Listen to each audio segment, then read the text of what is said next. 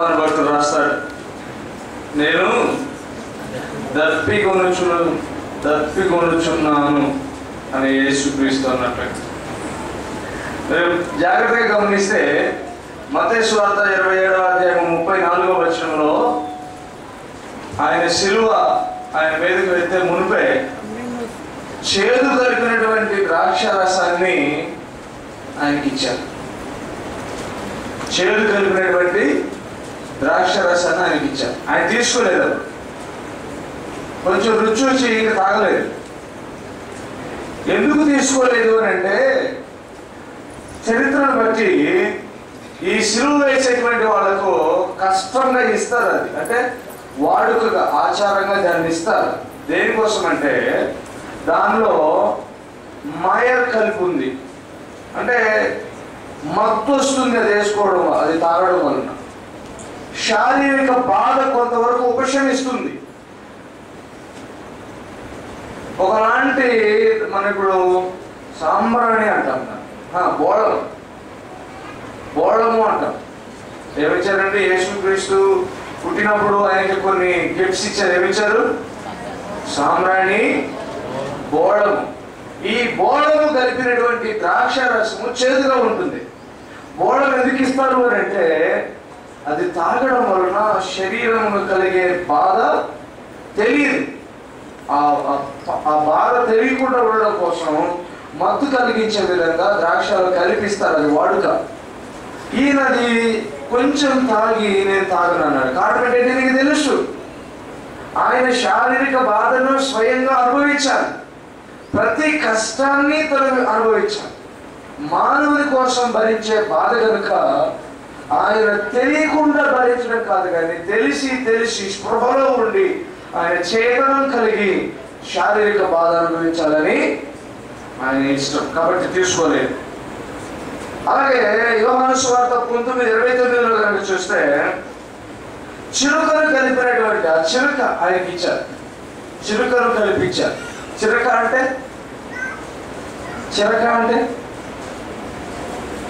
చిరకను కలిపినటువంటి ఆ రసాన్ని స్పాంజితో ముంచి ఇచ్చారు. చిరక అంటే కూడా చదివినా కాదు. చిరక అంటే అచ్చు తెలుగులో వెనిగర్ కదా. వెనిగర్ కలిపినటువంటి ద్రాక్ష రసం ఇచ్చారు. అది దేనికంటే, అప్పటికే దాదాపుగా 12 గంటల భయంకరమైనటువంటి టార్చర్, శరీరం అంతా గాయాలు, డీహైడ్రేషన్ అయిపోతుంది, నాలుక పిడుచుకొట్టకపోతుంది. శారీరకంగా ఆత్మీయంగా దాహమే, శారీరకంగా కూడా అది దాహమే. నాలుకంతా పిడుచుకొట్టకపోతుంది. ఇంకా కొంతసేపు ఆయన క్యారీ చేయాలి, ఆయన శరీరాన్ని భరించాలి. ఇంకా కొంత సమయం ఉంది. ఈ సమయం అయిపోయేంత వరకు ఆయన మాట్లాడాల్సిన మాటలు ఉన్నాయి. ఈ లోపల ఆయన పూర్తిగా డ్రై అప్ అయిపోకూడదు. అందుకని ఈ వెనిగర్ కలిపినటువంటి దానిని డీహైడ్రేషన్ కోసం తీసుకుంటారు. అది కూడా అలాగా నొప్పి తెలియకుండా తీసుకోలేదు, కానీ నొప్పిని భరిస్తూ నాలుగు పిడుచుకొట్టుకుపోతున్నప్పుడు కేవలం దప్పి తెచ్చుకున్నాడు. ఒక విషయాన్ని మనం చాలా జాగ్రత్తగా గమనిస్తే, ఇక్కడ ఇంతకుముందు యోహాన్ బ్రదర్ చెప్పారు, జీవ జలముల యొక్క ఊట ఎండిపోవడం. జీవ జలాలు తనలో నుంచి ప్రవహింపచేసేటువంటి ఆ జీవదాత ఎండిపోవడం.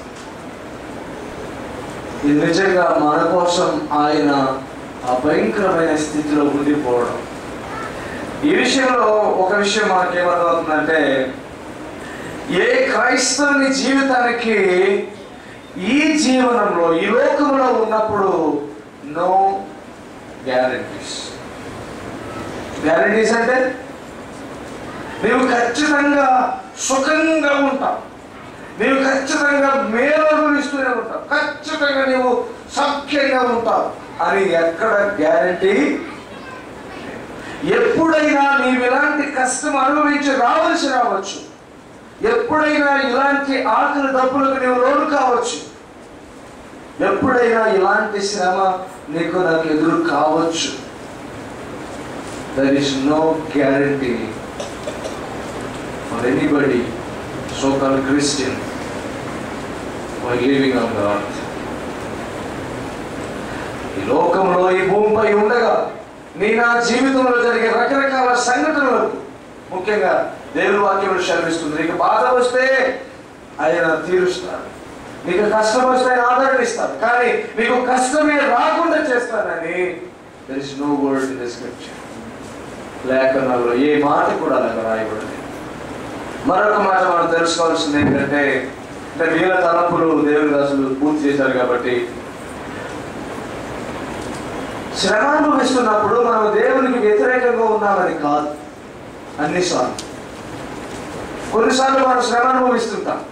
వెంటనే ఒక ఆలోచన ఏమొస్తుందంటే, నేను దేవుని చిత్తానికి ఎక్కడ వ్యతిరేకంగా ఉన్నానో, నేను దేవునికి వ్యతిరేకంగా ఉన్నానేమో, లేకపోతే దేవునికి నేను చేసేది ఇష్టం కాదేమో, అందుకే ఈ కష్టం కలిగింది. నో, నీవు దేవుని చిత్తాన్ని చేస్తున్నప్పటికీ నీకు బాధ కలగవచ్చు. యేసు క్రీస్తు తండ్రి యొక్క చిత్తాన్ని ఆయన తప్పక, కొంచెం కూడా తప్పకుండా పాటిస్తున్నప్పటికీ ఆ సఫరింగ్ ఆయన నుంచి దూరం కాలేదు. ఆ చిత్తాన్ని చేయడంలోనే బాధ ఉంది. ఆ బాధను యేసయ్య అనుభవిస్తూ ఉన్నాడు. మనం తెలుసుకోవాల్సిన విషయం ఏమిటంటే, ఏ బాధ అనుభవించకుండా విజయము సంపూర్ణంగా రాదు. Success through suffering.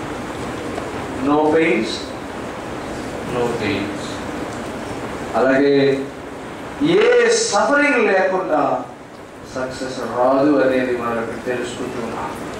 తండ్రి యొక్క చిత్తంలో ఉన్నప్పటికీ మనకు కష్టం రావచ్చు.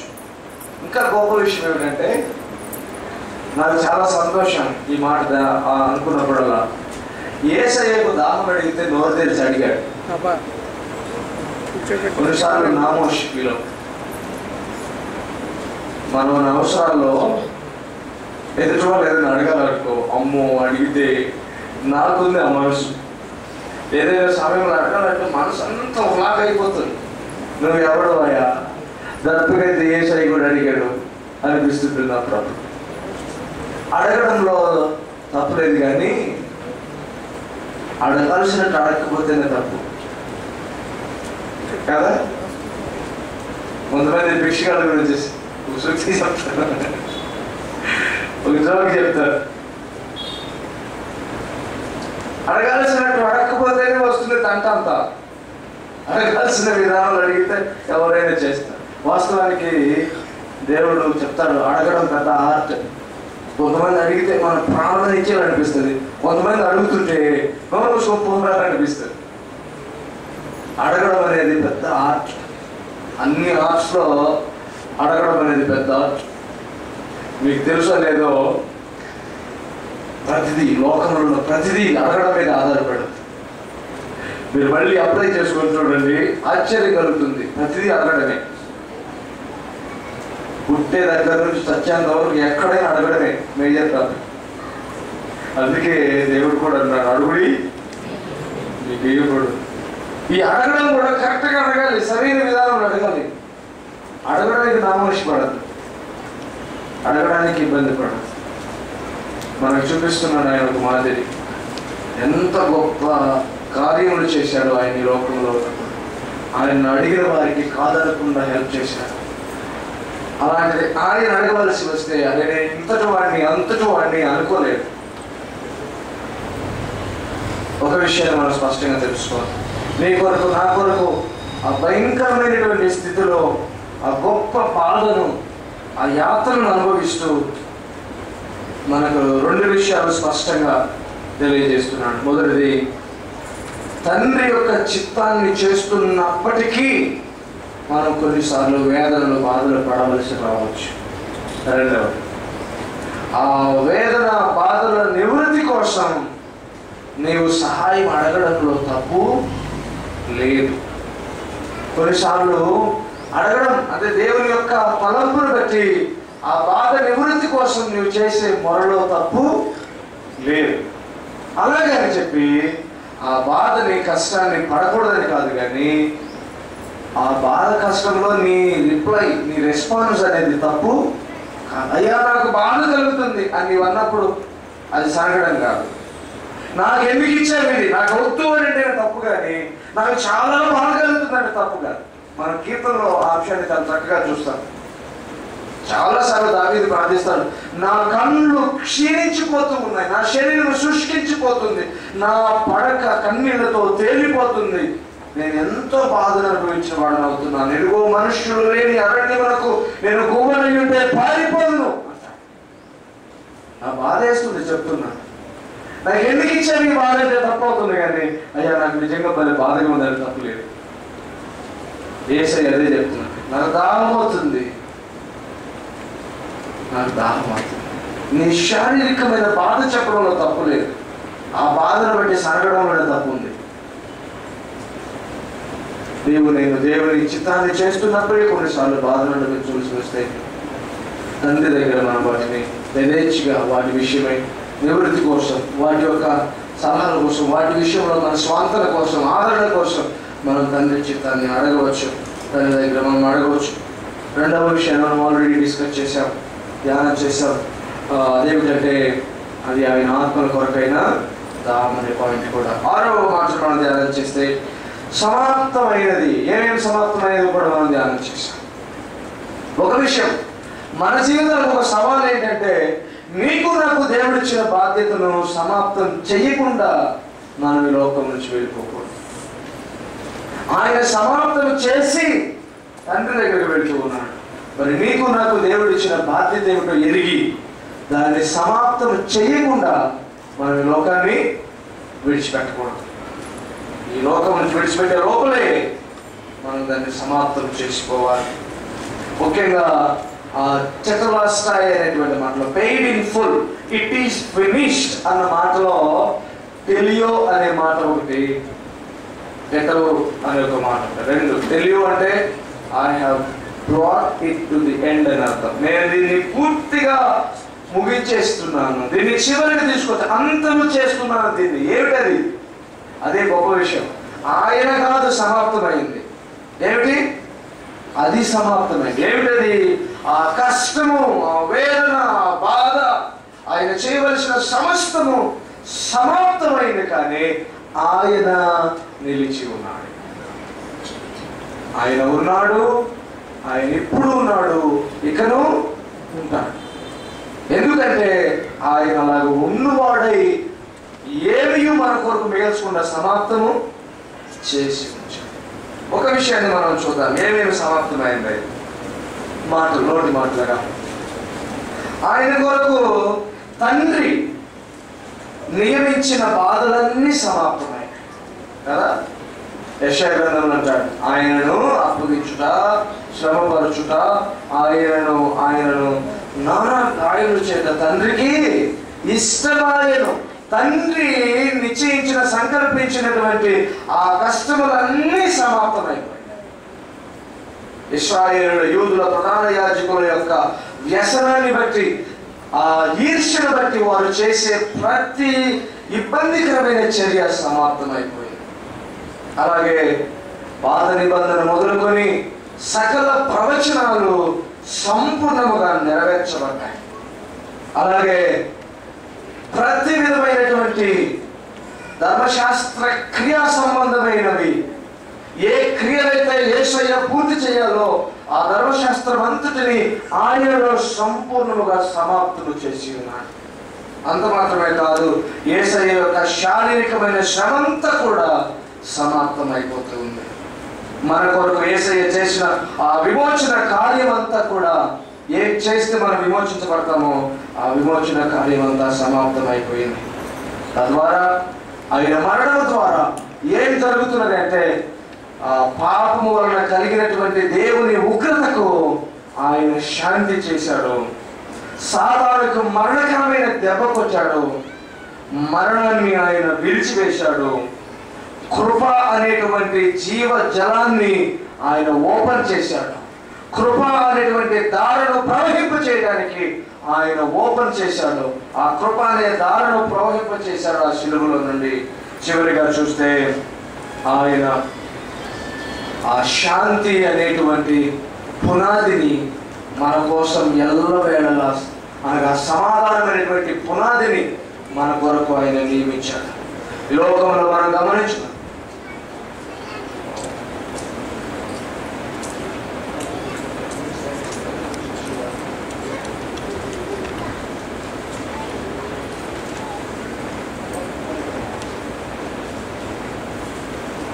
సారీ అండి, నేను ఇయర్స్ నుంచి కాల్ అటెండ్ చేయాలి.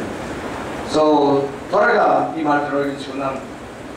దేవుని వాక్యం సెలవిస్తుంది, ఆయన మరణం వలన ఏం జరిగిందంటే, మొదటి విషయము పాపము వలన దేవునికి అనగా తండ్రికి కలిగిన ఆ ఉగ్రత అంతా శాంతి చేయబడింది.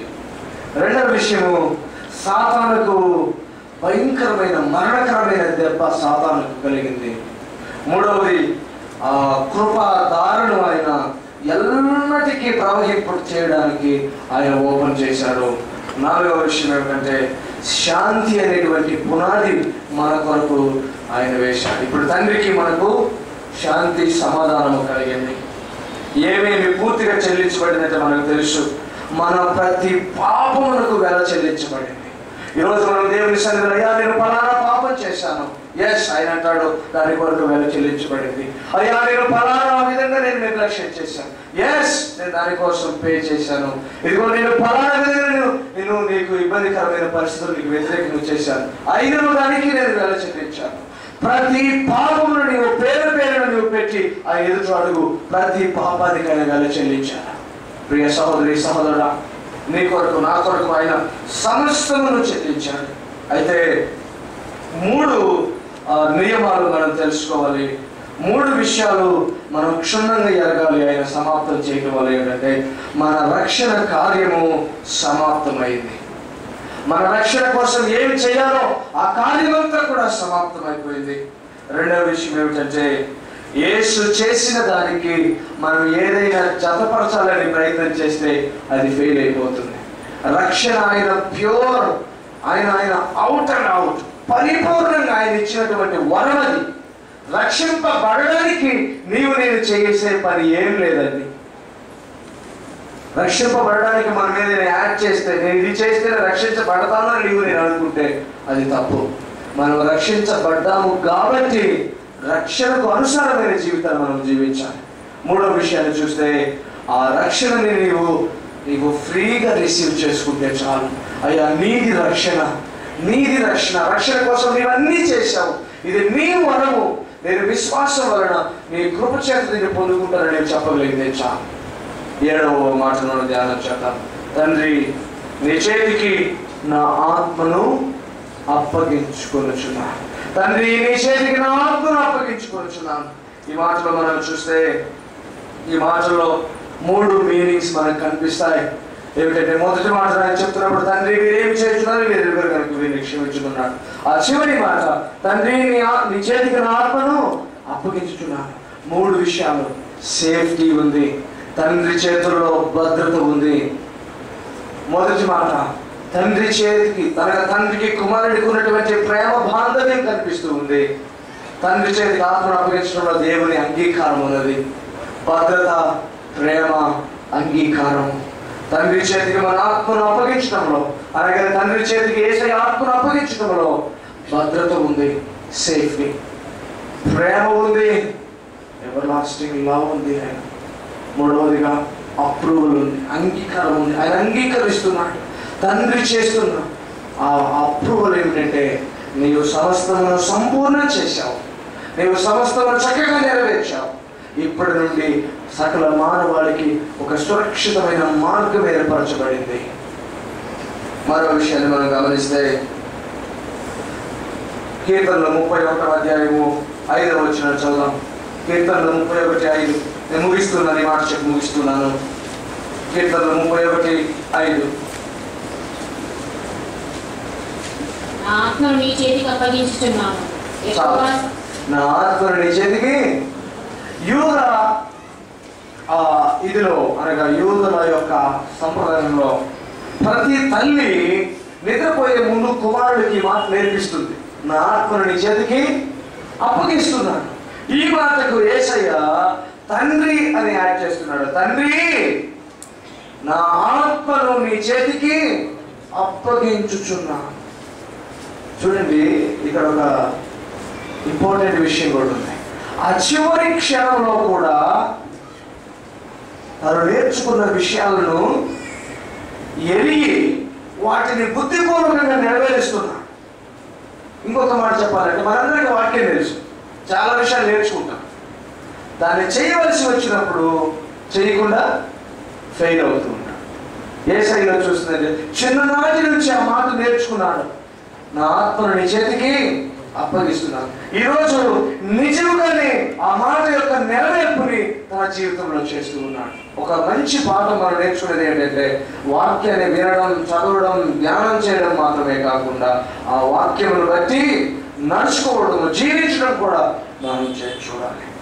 మరొక మాట మనం గమనిస్తే, ఆయన జీవితాన్ని ఆయనే అప్పగించాడు. అందుకే మనం చదివాం, నా ప్రాణం నేను ఇస్తున్నాను మళ్ళా తీసుకోవడానికి.